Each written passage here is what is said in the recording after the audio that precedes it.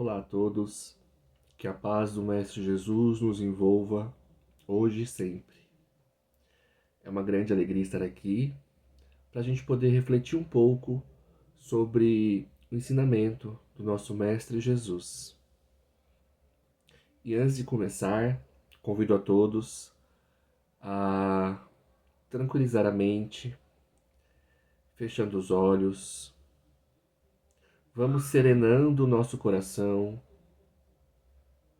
e assim vamos nos ligando ao nosso anjo da guarda, esse amigo querido que está sempre conosco, nos guiando no caminho do bem.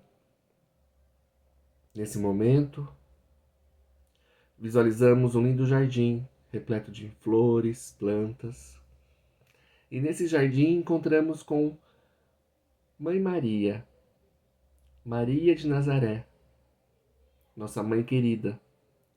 Ela nos abraça e nos conforta com todo o seu amor de mãe. Ela nos leva até Jesus, nosso mestre, nosso irmão, ele que nos ensina sempre sobre o amor. E junto com Jesus chegamos a Deus, nosso Pai, Criador de tudo e de todos. E assim agradecemos com a prece. Pai nosso, que estais nos céus, santificado seja o vosso nome. Venha a nós o vosso reino. Seja feita a vossa vontade, assim na terra como no céu. O pão nosso de cada dia nos dai hoje. Perdoai as nossas ofensas, assim como nós perdoamos a quem nos tem ofendido. E não nos deixeis cair em tentação, mas livrai-nos do mal. Que assim seja, graças a Deus. Então, novamente, olá a todos. Que a paz do Mestre Jesus nos envolva. Hoje nós vamos falar sobre um tema de um ensinamento de Jesus. Uma frase pequena, mas que traz muito significado. Quando Jesus diz: os últimos serão os primeiros. Então, o que Jesus quer dizer com isso? Os últimos serão os primeiros. E a gente, no primeiro momento, não entende o que essa frase quer dizer, porque não faz muito sentido no nosso contexto. Quem são os últimos na nossa sociedade? Quem são os últimos quando a gente pensa nessa frase?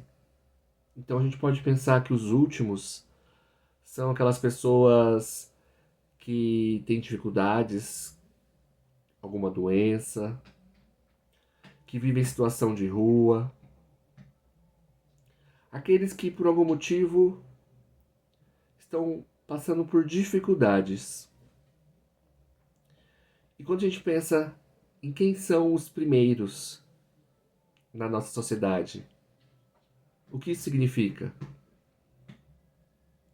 A gente pode imaginar, os primeiros são aqueles que têm muito dinheiro, os primeiros são aqueles que têm muito poder, muita fama, muitos likes. Só que Jesus, ele vem para nos trazer um ensinamento espiritual. Jesus vem nos mostrar que muitas vezes nós vivemos numa realidade material, só que a gente precisa perceber que o espiritual vai além disso.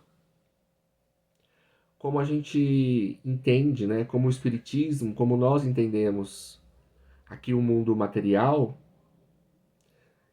entendemos que nós somos aprendizes, somos alunos desse mundo.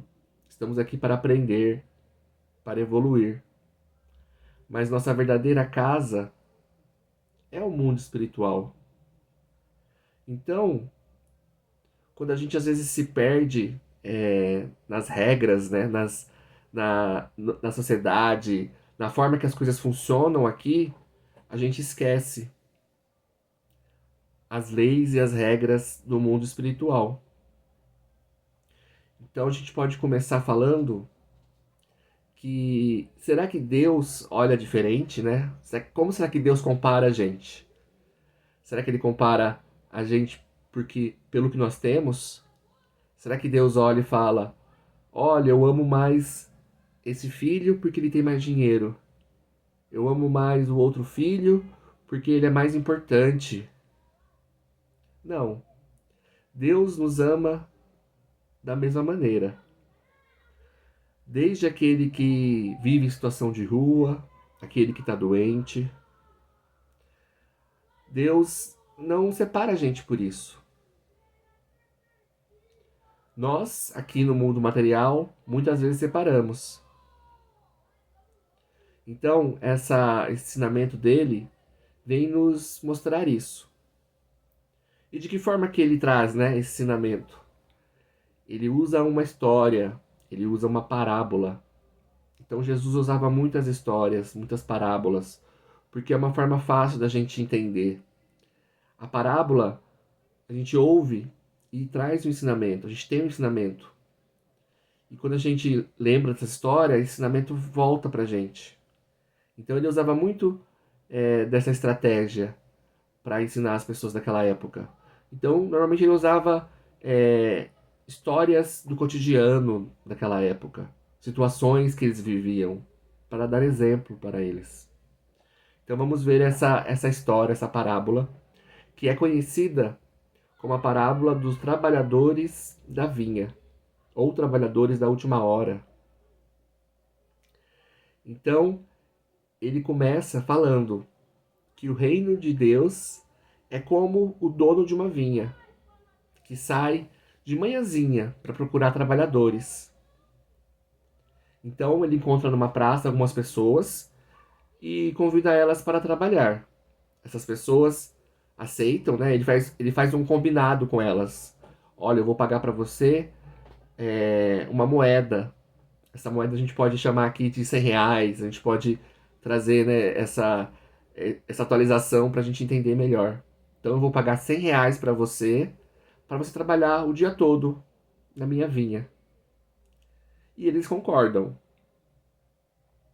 Então Jesus continua a história falando que esse dono da vinha volta na praça às 9 da manhã e encontra outras pessoas e faz a mesma proposta.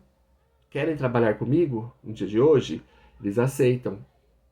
E ele faz a mesma coisa. Então ele volta na praça meio-dia, ele volta na praça às 3 e no finalzinho do dia, às 5. Então ele chega lá às 5 da tarde, tem mais algumas pessoas lá e ele fala: "Por que vocês estão aqui?" Eles respondem: "Porque ninguém nos deu emprego, ninguém nos deu oportunidade." Então ele convida eles para participar também do seu trabalho na vinha. No final do dia, ele chama todos os trabalhadores para pagá-los.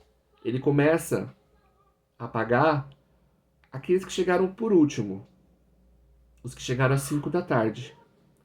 Então ele né, oferece para eles R$ 100, o mesmo valor que ele combinou com todos os trabalhadores.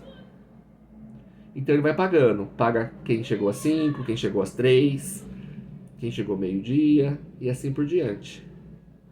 Os últimos, né, que recebem, os que chegaram de manhãzinha, então ficam revoltados e falam que o dono, o proprietário da vinha, é injusto, que ele pagou a mesma coisa para todos. E o dono da vinha responde: "Não me chamem de injusto. Eu combinei com vocês R$ 100 e paguei para vocês R$ 100. Eu não posso ser generoso e pagar o mesmo valor para todos?" E assim se encerra essa história. E Jesus finaliza falando: "Os últimos serão os primeiros e os primeiros serão os últimos." Olha, quantas coisas a gente pode refletir sobre essa história. Então, acho que o primeiro ponto que ele nos traz é quando a gente se coloca nessa posição dos primeiros trabalhadores. A gente se coloca nessa posição de se revoltar com Deus.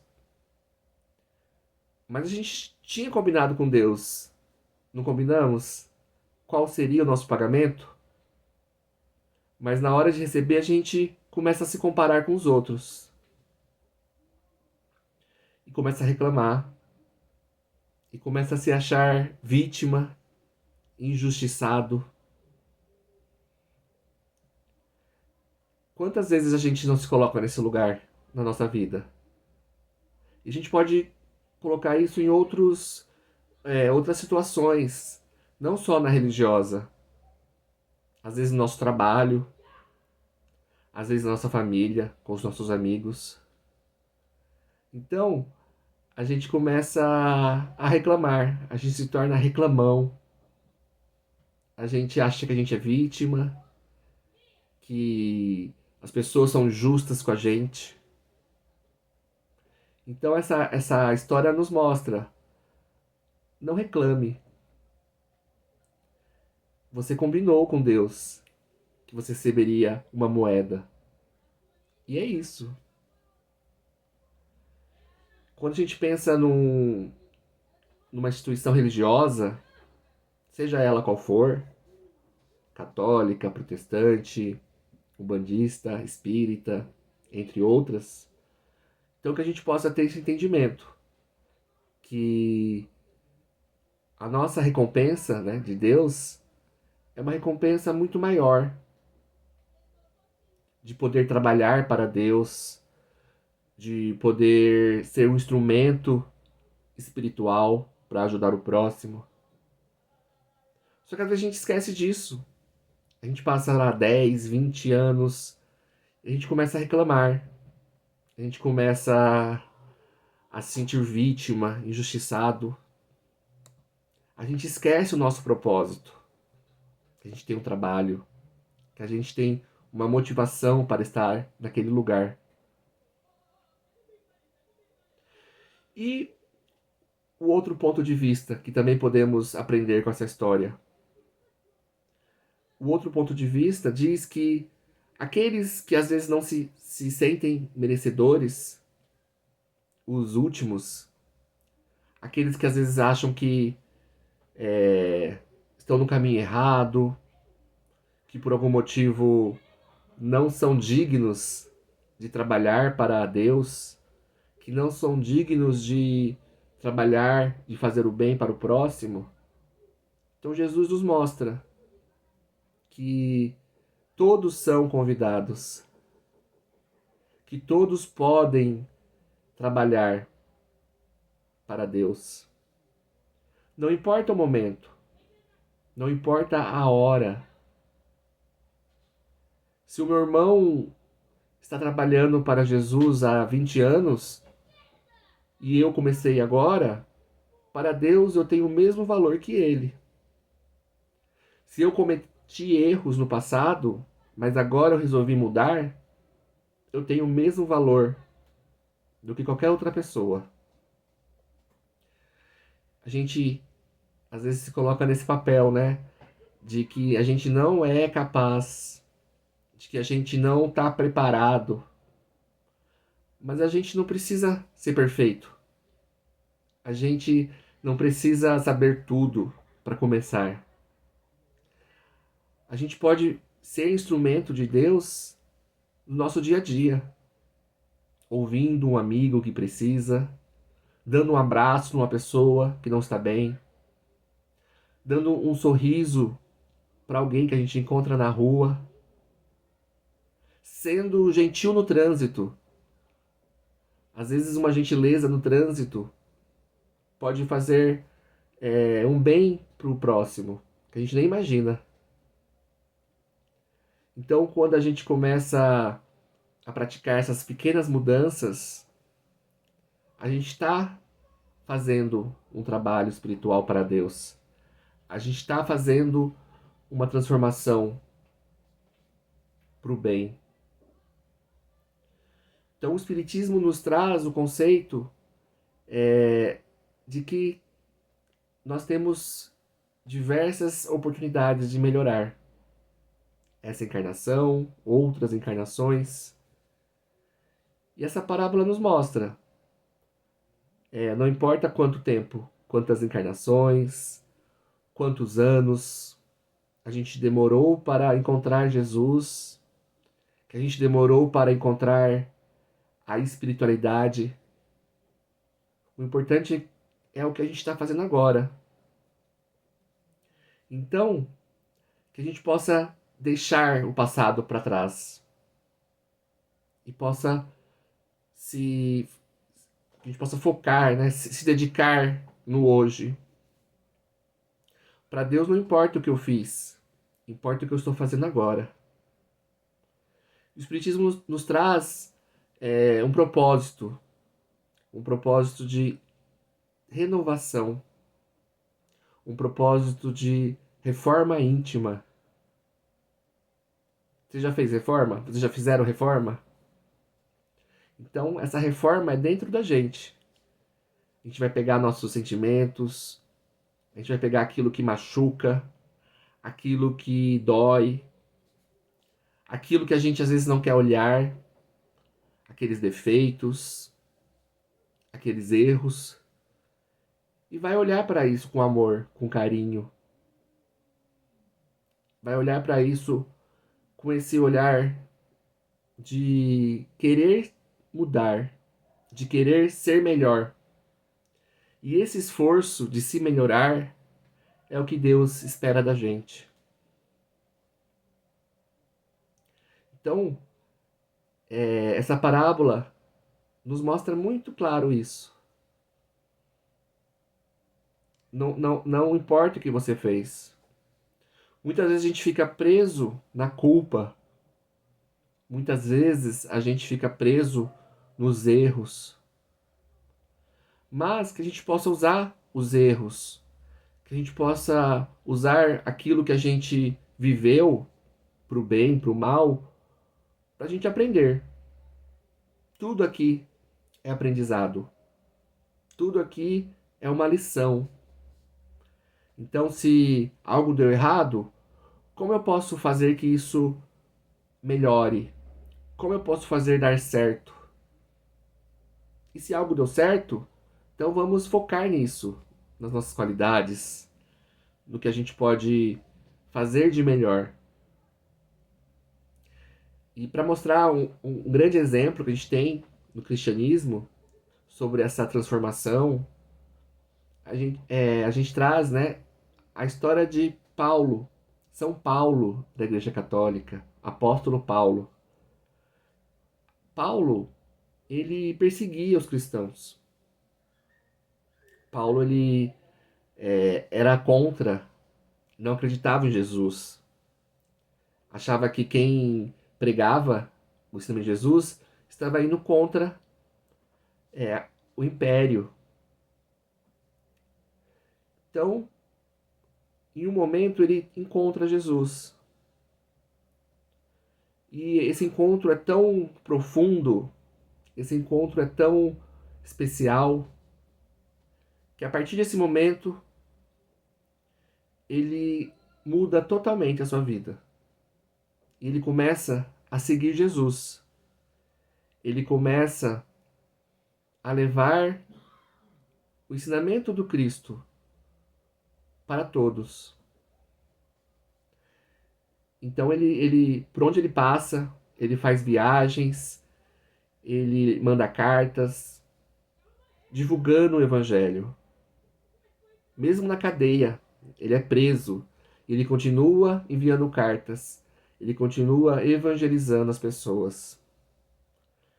Ele podia muito bem ter ficado numa posição de culpa. Mas nossa, Jesus, será que eu estou pronto? Eu matei pessoas, eu persegui cristãos.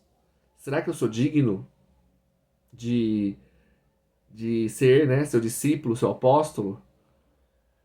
Mas ele não faz isso. Naquele momento ele realmente entende o que Jesus quer passar para ele e começa a fazer um trabalho do evangelho, um trabalho de divulgação de tudo que Jesus trouxe.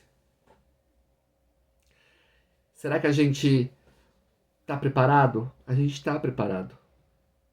A gente não é perfeito. Mas, como eu falei, a gente está pronto para levar o Evangelho.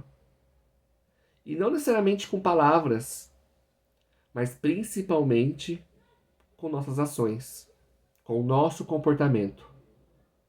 É através do nosso comportamento, é através da nossa mudança que a gente pode levar Jesus para o próximo, para a nossa família, para os nossos amigos. Então, que a gente possa, apesar, né, apesar de todos os nossos problemas, apesar de todas as nossas dificuldades, que a gente possa nesse momento dizer sim para Jesus. Que a gente possa dizer sim para o amor, para o perdão, e a gente se torne instrumento espiritual. E que Deus vai dar o mesmo valor, o mesmo pagamento para a gente, independente do nosso passado. Então, que a gente possa refletir sobre isso essa semana, que a gente possa refletir essas duas lições. Não ser, né? Não ser o reclamão, o trabalhador que reclama, que esqueceu do seu propósito, que esqueceu do seu combinado, e também não ser aquele que tem medo de começar, aquele que às vezes não se sente preparado. Que a gente assim possa chegar no equilíbrio. A gente não é melhor que ninguém, mas a gente também não é pior que ninguém. Somos todos iguais. Somos todos irmãos que estão seguindo um caminho de evolução e se ajudando. Então, nesse momento, eu agradeço a espiritualidade amiga e convido a todos a fechar os olhos novamente, respirar profundamente. Que esse ensinamento do Cristo possa contribuir para a nossa vida com leveza, com amor, com gratidão. Que possamos evoluir no caminho do bem. E assim, que todos nós tenhamos uma excelente semana. Que assim seja, graças a Deus.